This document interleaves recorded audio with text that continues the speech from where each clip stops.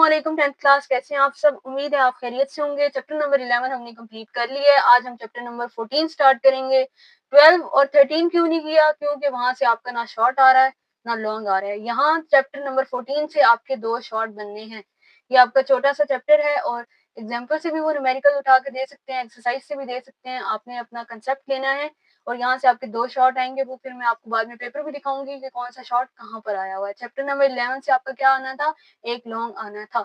उसके ऑपोजिट जिस चैप्टर का लॉन्ग आएगा वो चैप्टर थोड़ा आगे है, तो हमने कहा थोड़ा सा तरतीब से चलते हैं। 11 के बाद 14, 14 के बाद 16, 17 एंड ऑनवर्ड समझाएंगे। तो एग्जाम्पल 14.1 मैंने लिख ली है।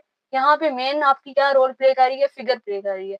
आपको इन्होंने क्या कहा है? Find the angle alpha. ये आपने फाइंड आउट करना है और आपको दो सिस्टम दिए हुए, यानी कि दो ऑपोजिट आपके पास मिरर्स दिए हुए। और ये टू मिरर्स क्या हैं? एक आपका क्या है? इंसिडेंट रे।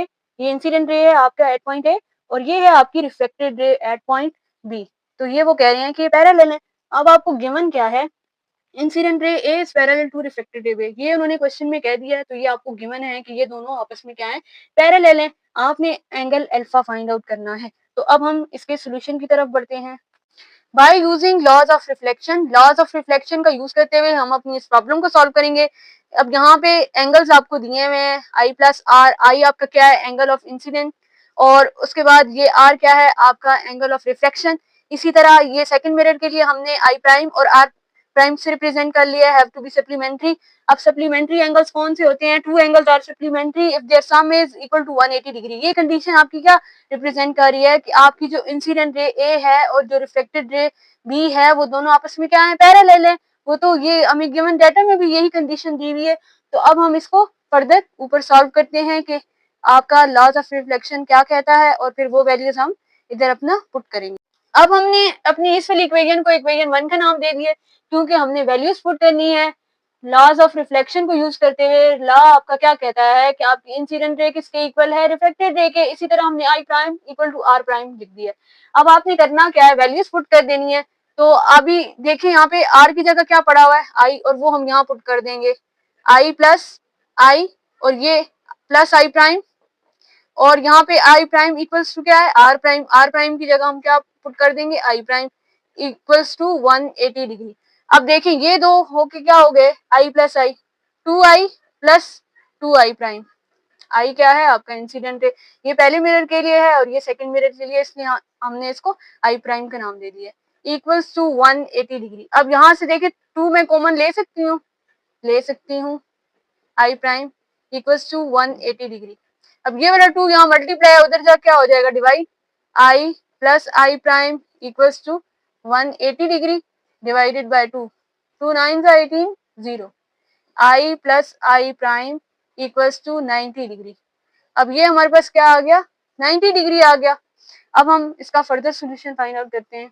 अब नेक्स्ट हमने क्या करना है? इस छोटी सी फिगर से आप देखें, आपके पास ये एक ट्राइंगल है ए ओ बी। ये मैंने छोटी सी बना दी है आपको। अब आपने इनका क्या करना है? यहाँ पे जितने भी आपको एंगल्स दिए हुए हैं ये सारे 90 डिग्री माइनस आर और 90 डिग्री माइनस आई प्राइम, और यहाँ पे अल्फा जो आपने फाइंड आउट करना था। अब हमने उस स्टेप पे जाना है कि अब हमने अपना एंगल अल्फा निकालना है। उसके लिए अब ये आपके जितने भी ट्राइंगल्स के अंदर जो एंगल्स आ रहे हैं उनका हमने क्या करना है? सम करना है, और वो किसके इक्वल रखना है? 180 डिग्री के। ये जितने भी एंगल्स हैं इनका हमने सम कर लिया और इक्वल टू 180 डिग्री रख लिया। उसके बाद अब हमने क्या करना है? ये मैंने इनको ब्रैकेट से बाहर खोल दिया है। अब आप देखें यहाँ पे 90 प्लस 90 क्या होता है? 180 डिग्री। अल्फा आपका ऐसे plus 180 degree minus R minus I prime equals to 180 degree. अब ये वाला 180 डिग्री यहाँ क्या है? पॉजिटिव है, यहाँ प्लस हो रहा है, उधर जाके जब इक्वल के उस साइड जाएगा तो क्या हो जाएगा? नेगेटिव हो जाएगा। बाकी टर्म्स यहीं पड़ी रहे। 180 डिग्री माइनस 180 डिग्री, ये दोनों आपस में क्या हो गए? कट गए। अब यहाँ पे क्या बचा? Alpha minus R minus I prime equals to 0। और अब हमने यहाँ पे क्या फाइंड आउट किया था? आई प्लस आई प्राइम, राइट। अब यहाँ से हम अल्फा को यहीं पड़ा रहने देते हैं और ये वाली दोनों टर्म्स नेगेटिव है, वहां जाके क्या हो जाएंगी? पॉजिटिव हो जाएंगी। आर प्लस क्या हो जाएगा? I prime. अब आर किसके इक्वल था? आई के, यानी कि इंसिडेंट इंसिडेंट एंगल आपका किसके इक्वल था? रिफ्लेक्टेड के। अब यहाँ पे आर की जगह हम आई पुट कर सकते हैं, बिल्कुल कर सकते हैं। Angle alpha is equal to R की जगह हमने क्या पुट कर दिया? आई प्लस आई प्राइम हमारे पास पहले का था।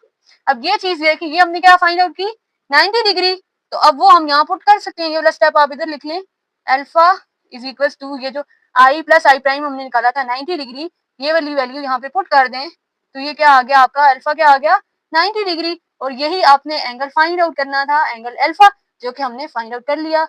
आई होप आपको प्रॉब्लम नंबर 14.1 समझ आ गई हो।